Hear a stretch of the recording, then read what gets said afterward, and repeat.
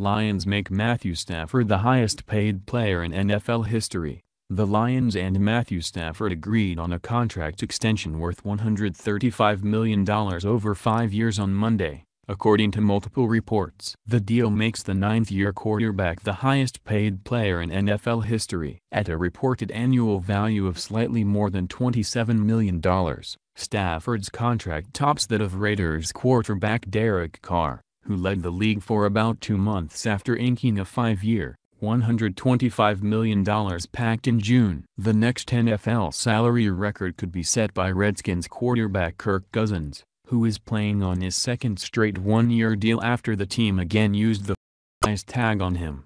Other quarterbacks who could be signing major contract extensions in the near future include Aaron Rodgers, Drew Brees, and Matt Ryan. Meanwhile, the Lions and Stafford were able to bridge a large gap in negotiations that began in March, according to the Detroit Free Press. The first overall pick of the 2009 draft, Stafford holds franchise records for passing yards, 30,303, completions, 2,634, attempts, 4,285, and touchdowns, 187. And his career average of 278.0 passing yards per game is the most in NFL history for a player's first 8 seasons, per ESPN. Stafford, who made the Pro Bowl in 2014, hasn't missed a game since 2011, leading the Lions to 3 postseason berths in that span. The strong-armed 29-year-old has yet to win a playoff game with the Lions, but the team has liked his progression into a more efficient passer. He's posted his highest completion percentages in the past 2 seasons. Last year, in his first season without star wide receiver Calvin Johnson, Stafford notched career bests in interception percentage, 1.7, and QBR, 70.5, with the Lions going to a more deliberate, conservative attack to compensate for a struggling defense. Exact terms of Stafford's contract, such as the amount of guaranteed money, was not immediately available. The quarterback was heading into the final year of a contract set to pay him $16.5 million for 2017, and he had indicated that he would not be inclined to continue negotiating once the season began, putting pressure on the Lions to come to terms.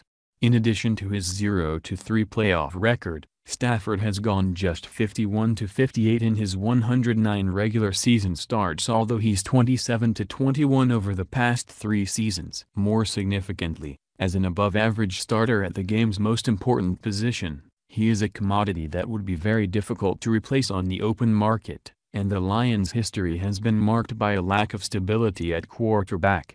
If Stafford had not agreed on an extension, he could have played the next 3 seasons with the Lions under the franchise tag, costing the team upward of $96 million. In that sense, he gave the team a discount, albeit one he could afford, having already banked more than $110 million, per Spotrac, in earnings.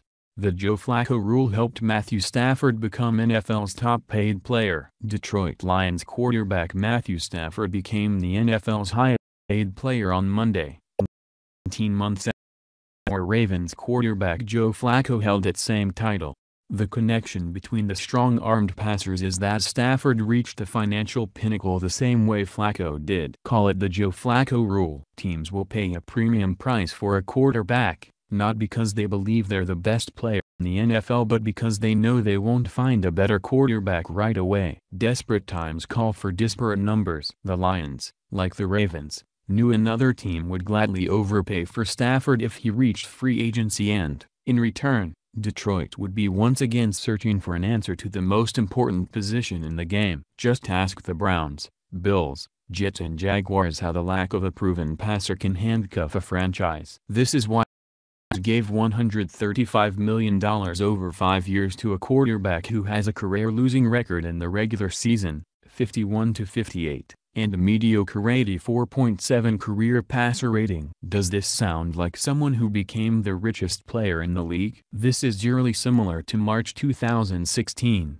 when the Ravens signed Flacco to a 3-year, $66.4 million extension. At that time, Flacco had a much better record, 75-47, than Stafford and a slightly worse passer rating, 84.7. Flacco, though, had led the Ravens to a Super Bowl triumph. Stafford is winless in 3 postseason games. Neither Baltimore nor Detroit was going to let them hit the open market. Flacco is the best quarterback in Ravens history, and Stafford is the top one for the Lions in many years. It's apparent that the franchises decided it was better to give a lot of money to a commodity than gamble on an unknown one, which could result in another decade-long carousel.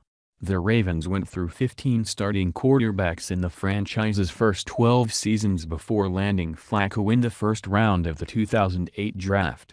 The Lions started 10 quarterbacks in the 10 years prior to using the No. 1 overall pick on Stafford in 2009. The years of not having a decent quarterback makes a franchise appreciate one even more when they have him. The specter of Kyle Baller and Joey Harrington still hover over the team's forgettable period. What will really determine a successful deal is how a quarterback plays going forward with that top price tag. Since getting his first big payday after winning Super Bowl MVP honors, Flacco is 29-29 as a starter with an 82.5 passer rating, which ranks 33rd in the league. His touchdown-to-interception ratio, 1.31, is the worst in the NFL among quarterbacks who've played more than 16 games. These days, no one will say exactly when Flacco will return to the practice field because of a back issue. When he does, Flacco won't be among the 5 highest-paid players in the NFL. Stafford's record-setting deal pushes Flacco down to No. 6 in terms of average per season. Flacco's $22.1 million per year average is dwarfed by Stafford's $27 million per season value. Like Flacco,